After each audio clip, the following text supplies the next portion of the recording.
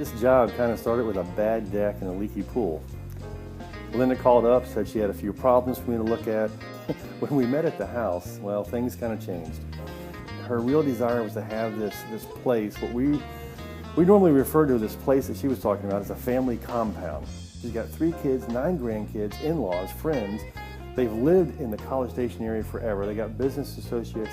I mean, basically, this is where she lived. This is where we needed to create this stage for her family's life. What was interesting is, well, it was built, kind of. There were planters, patios, things all over the place. Now, a lot of people say, hey, that's set in concrete. Well, my reply is, hey, I own a jackhammer.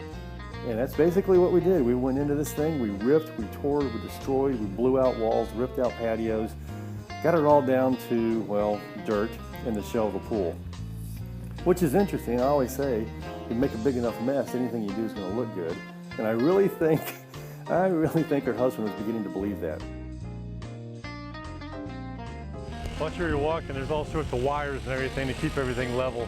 And even though he was wondering about 2 weeks into this if we're ever going to get done, he started seeing things happen. We ganited planter walls. We added the spot at the back of the pool that created a focal point, a cascading water feature.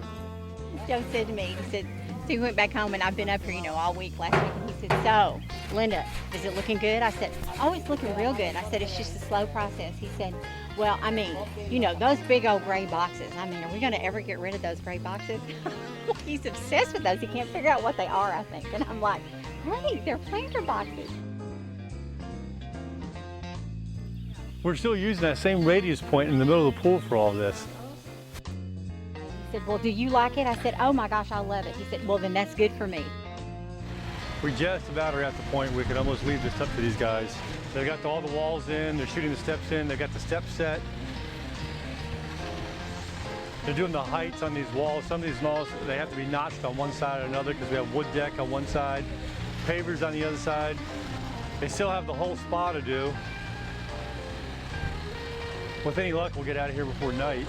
They're worried about it getting dark on them. Well, we got under these post oaks, which are very, very sensitive trees. Big, old, shady trees. We created this beautiful multi-level deck. And we had the pavilion in the summer kitchen so they could go out there, entertain around the pool, especially in the fall. They have lots of football parties there. We added the new travertine coping in the patios. Of course, we added new plantings, the night lighting. It was just creating this whole new place. And it was interesting because when she got into this, she thought, well, a little remodeling, maybe fix a few boards around the deck. So it was a pretty big surprise, I think, for both of them to see what we came up with. You see, at Mirror Lake, we see opportunities to capture and rearrange space. And that's really what it takes to design and build a livable garden. I think that's probably why people refer to us as the architects of the garden lifestyle.